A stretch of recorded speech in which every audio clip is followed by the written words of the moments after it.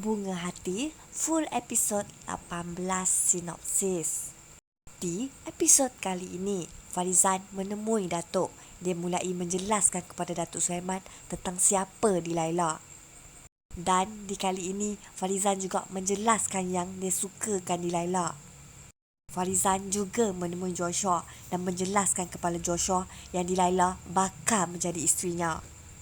Farizan juga bergaduh di depan klinik Joshua. Dia memberitahu Joshua agar jangan mengganggu Dilaila. Datuk Sulaiman menemui Joshua dan mula menceritakan hal ini kepada Joshua. Joshua mulai menjelaskan yang dia adalah teman rapat Dilaila. Joshua mulai membuat perancangan mengajak Datuk berjumpa dengan Dilaila dan akan memberikan jalan agar Datuk dapat menjelaskan kepada Dilaila tentang siapa diri Datuk. Mengetahui hal ini, Datuk bersetuju. Farizan pula semakin teruk. Dia datang menemui Dilaila dan menyuruh agar Dilaila menerima cintanya. Dilaila juga terkejut mendengar itu. Saya boleh terima awak, tapi awak kena kalahkan Josh, beritahu Dilaila. Ya, Dilaila sekadar bergurau, tetapi serius bagi Farizan. Datuk Sulaiman datang menemui Razak. Dia mulai bertanya tentang Dilaila dan mulai meminta penjelasan dari Razak. Sulaiman mulai bertanya kenapa Razak merahsiakan itu daripadanya. Sulaiman juga mulai ingin berjumpa Dilaila. Amir pula mulai mengetahui sesuatu tentang Gaban. Dia meminta penjelasan daripada Noraini. Akhirnya, Amir tahu yang Luqman mati adalah kerana Gaban. Kematian Pak Maun juga adalah kerana Gaban. Dan akhirnya, untuk mendapatkan Dilaila, Amir membuat syarat kepada emaknya. Gaban akhirnya dibunuh. Dia dibunuh oleh seseorang. Mengetahui hal itu, Dilaila menemui Razak dan menceritakan tentang kematian Gaban kepada Razak. Joshua akhirnya menemui Amir. Dia mulai mengugut Amir.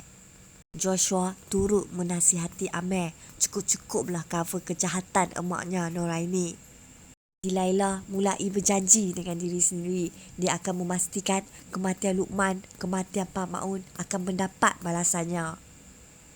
Malam seterusnya, Joshua mengajak Datuk makan. Dia juga menjemput Dilaila dan Datuk.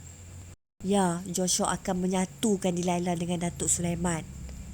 Datuk Sulaiman mulai menjelaskan siapa dirinya kepada Dilaila. Datuk juga mulai menjelaskan, ayahlah orang yang Dilaila cari selama ini. Ayah tahu bukan senang Dilaila nak terima semua benda ni, beritahu Datuk. Mendengarkan itu, Dilaila terus bangun. Dia terkejut dengan berita itu. Selepas itu juga, Sulaiman mulai mengambil berat tentang hal Dilaila. Dia turut mencari Dilaila. Dilaila pula masih tidak dapat menerima berita itu. Dia seboleh-bolehnya cuba mengelakkan diri dari Datuk. Noraini dan Datuk Razak pula mulai datang ke rumah Dilaila. Noraini mulai meminta maaf. Di episod kali ini juga, Noraini akan menceritakan semuanya kepada Dilaila dan Salimah. Noraini mulai mengaku yang dia membakar rumah Salimah. Dia juga membunuh Luqman dan meminta maaf berulang kali. Razak cukup marah mengetahui hal itu. Keadaan Amir pula semakin teruk. Dilaila menelefon Farizan dan menyuruh agar Farizan datang menemui Amir. Farizan datang menemui Amir. Dia turut menceritakan yang Datuk Sulaiman sudah bersetuju dia boleh berkahwin dengan Dilaila.